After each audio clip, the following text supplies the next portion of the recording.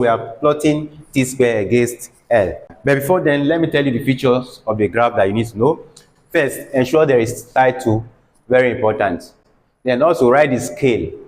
Write the scale at the vertical axis and at the horizontal axis.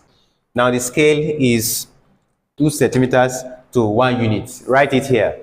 Then at the horizontal axis, we have 1 centimeters to 20 units. Also write it right here. Then don't forget that graph is a vector quantity. So it has both magnitude and direction. That is why we have arrow heads at the end. You can see it here.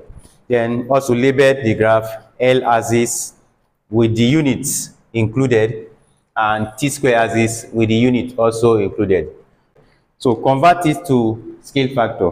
So where is 2.2? 2.2 here means 22. This is 22. 22 smaller boxes from 0 here to this point here is 22. How do I know? Use the number of boxes here, which is 10, to divide 1. You get 0.1. So 0.1 for each box, it means 22. Use 5 to divide 20. We'll get 4. So use that 4 to divide each of the values to get the number of boxes here. So let's plot the first one without wasting time. We are plotting 22 boxes against 13. So we count 22. These 22 boxes against 13. This is 13 here. So we are going to plot 22 boxes against 13. We have done it. See that? So the next one is 29 boxes against 18. 29 boxes. That is 70 against 2.880. Just approximate it, becomes 2.9, which is 29 boxes. Okay, 29 boxes is from here against 18. This is 15, 16, 17, 18. So this is what we have here. 29 boxes against 18. Then the next one is 38 boxes against 23. 38. Okay, that's 3.8. This is 38 against 23. So this is 10, 20. Then 1, 2, 3. This is where we have it. Then the other one is 43 boxes against 28. So this is 43. 1, 2, 3. That's 43 boxes from 0 against 28. This is 10, 20, 30. So 28 will be before 30. That's before 29. So we have gotten it. Then the last one is 54 against 33. So this is 54 is right here against 33. This is 10, 20, 30. 1, 2, 3. This is 33 right here. It's very easy for us to plot our graphs, right? Yes. Without wasting time, we have been able to plot our graphs because we have used what we call scale factor. Scale factor. So that's what we have used here. So we'll pick our ruler and draw our line of best fit. We must do it accurately to avoid errors. We don't want any form of error at all. So this is what we'll do. Let's get the line that will best fit our graph. This is good. Okay, can capture these 3 here. All right, it's our line of best fit.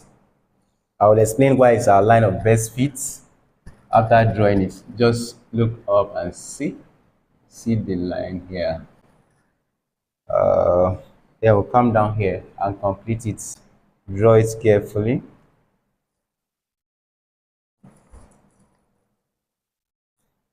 So we have been able to draw our line. Okay, this is our line of best fit. Now we will notice that these 2 that didn't touch the line are equally distributed, 1 here and 1 at the other end. So it means we are going to circle these 2. The reason why this is line of best fit is simply because the 2 points that did not align with this line are equally distributed at both sides of the line. So that's why it is called line of best fit. It is time to draw our large triangle for the slope. Our slope and large triangle, this is what we have. So this one here is okay, it's fairly large. From here, you can have our change in t square. Change in t square here at the vertical axis.